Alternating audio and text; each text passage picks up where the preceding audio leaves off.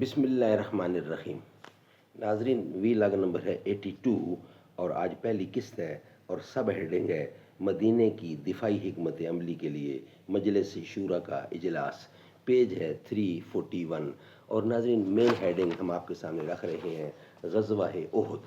غزوہ احد انتقامی جنگ کے لیے قریش کی تیاریاں، جو ان کو ہار ہوئی تھی، شکست ہوئی تھی غزوہ بدر میں، اس کے لیے انتقامی جنگ کے لیے قریش کی تیاریاں، غزوہ احد، یہ ہم آپ کے سامنے رکھ رہے ہیں۔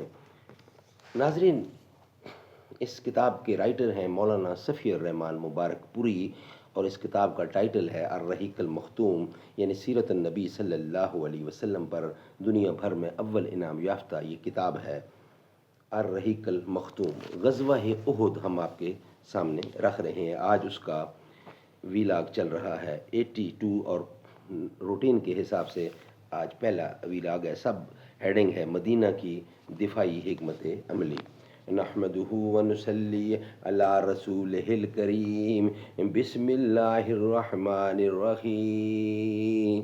حرارت ہے بلا کی بادہ تہذیب حاضر میں، بھڑک اٹھا بھبو کا بن کے مسلم کا تن خاکی، کیا ذرہ کو جگنو دے کے تابے مستعار اس نے، کوئی دیکھے تو شوخی آفتاب جلوہ فرما کی۔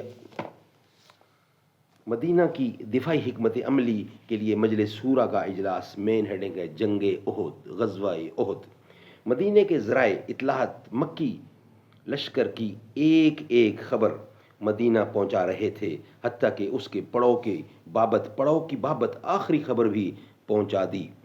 اس وقت رسول اللہ صلی اللہ علیہ وسلم نے فوجی کمان کی مجلس شورا منعقد فرمائی، جس میں مناسب حکمت عملی اختیار کرنے کے لیے صلاح مشورے شروع کر دیے، یعنی صلاح مشورہ کرنا تھا۔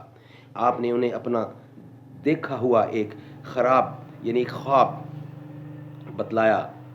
آپ یعنی صلی اللہ علیہ وسلم نے انہیں اپنا ایک دیکھا ہوا ایک خواب بتلایا۔ آپ نے بتلایا کہ واللہ میں نے ایک بھلی چیز دیکھی، میں نے دیکھا کہ کچھ گائیں ذبح کی جا رہی ہیں، اور میں نے دیکھا کہ میری تلوار کے سرے پر کچھ شکستگی ہے، اور یہ بھی دیکھا کہ میں نے اپنا ہاتھ ایک محفوظ ذرہ میں داخل کیا ہے۔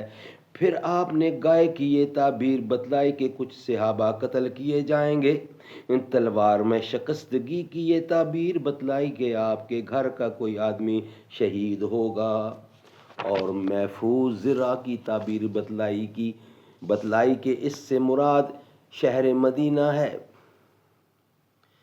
پھر آپ نے صحابہ کرام کے سامنے دفاعی حکمت عملی کے متعلق اپنی رائے پیش کی کہ مدینے سے باہر نہ نکلیں، بلکہ شہر کے اندر ہی قلعہ بند ہو جائیں۔ اب اگر مشرکین اپنے کیمپ میں مقیم رہتے ہیں تو بے مقصد اور برا قیام ہوگا، اور اگر مدینے میں داخل ہوتے ہیں تو مسلمان گلی کوچوں کے ناکوں پر ان سے جنگ کریں، اور عورتیں چھتوں کے اوپر سے ان پر خشت باری کریں گی۔ یہی صحیح رائے تھی، اور اسی رائے سے عبداللہ بن ابی راس المنافقین نے بھی اتفاق کیا، جو اس مجلس میں خزرج کے ایک سرکردہ نمائندے کی حیثیت سے شریک تھا۔ لیکن اس کے اتفاق کی بنیاد یہ نہ تھی کہ جنگی نقطہ نظر سے یہی صحیح موقف تھا، بلکہ اس کا مقصد یہ تھا کہ وہ جنگ سے دور بھی رہے اور کسی کو اس کا احساس بھی نہ ہو۔ لیکن اللہ کو کچھ اور ہی منظور تھا، اور اس نے چاہا کہ یہ شخص اپنے رفقائے کار سمیت پہلی بار سر عام رسوا ہو جائیں، اور ان کے کفر و نفاق پر جو پردہ پڑا ہوا ہے وہ ہٹ جائے، اور مسلمانوں کو اپنے مشکل ترین وقت میں معلوم ہو جائے کہ ان کی آستین میں کتنے سانپ رینگ رہے ہیں۔ ناظرین، یہ ویلاگ ہمارا یہاں ہی کمپلیٹ ہوتا ہے۔ نیکسٹ ویلاگ میں بقیہ حصہ انشاءاللہ آپ کے سامنے رکھیں گے۔ یہ ہے غزوہ بدر، غزوہ احد۔ یا رب ہے بخش دینا بندے کو کام تیرا، ہے تو ہی دینے والا پستی سے دے بلندی، اسفل مقام میرا اعلیٰ مقام تیرا، یا رب ہے بخش دینا بندے کو کام تیرا،